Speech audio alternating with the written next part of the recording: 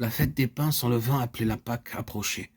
Le jour des pains sans levain, où l'on devait immoler la Pâque, étant arrivé, Jésus envoya Pierre et Jean et il leur dit, allez nous préparer la Pâque afin que nous la mangions.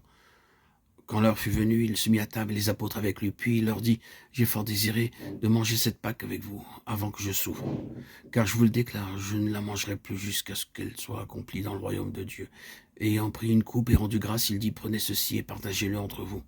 Car je vous le déclare désormais, je ne boirai plus du fruit de la vigne jusqu'à ce que le royaume de Dieu soit venu. Puis il prit du pain et après avoir rendu grâce, il le rompit et il leur donna en disant, ceci est mon corps qui est donné pour vous. Faites ceci en mémoire de moi.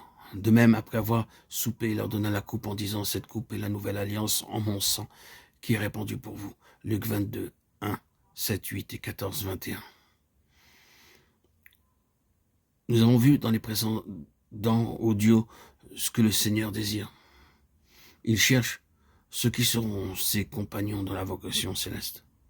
Nous avons vu aussi comment l'ancien Israël lui a été infidèle à cet égard et comment au moment de leur faillite finale, il a révélé ce qu'il avait toujours eu dans son cœur, avant même qu'il existe un Israël, c'est-à-dire un peuple ayant une vie céleste et une nature céleste.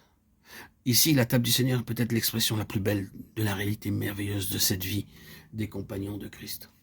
Judas sortit et prit sa place aux côtés de l'Israël qui avait rejeté le Seigneur, et sera jugé avec cet Israël, de sorte que ce ne fut pas un seul homme, mais une nation tout entière qui sortit cette nuit-là. Judas n'était que le représentant de la nation qui avait rejeté Christ et été rejeté par Dieu. Il est impressionnant qu'un tel représentant de l'Israël qui rejetait Christ se trouve là, dans la présence des compagnons de Christ.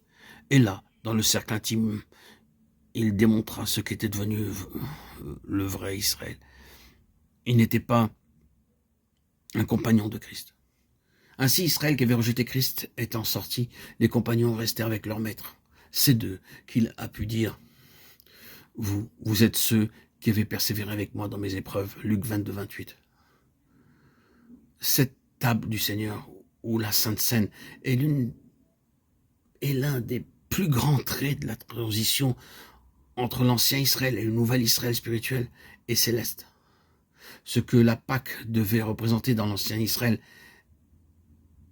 est devenu vrai dans le nouvel Israël.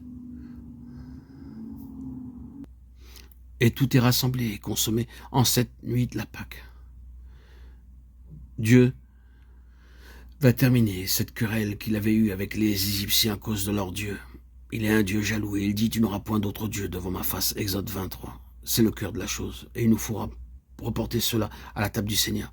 Cette table signifie en premier lieu aucun compromis avec aucune chose qui soit contre Dieu. Il doit être le Seigneur. Et le Seigneur, lui seul.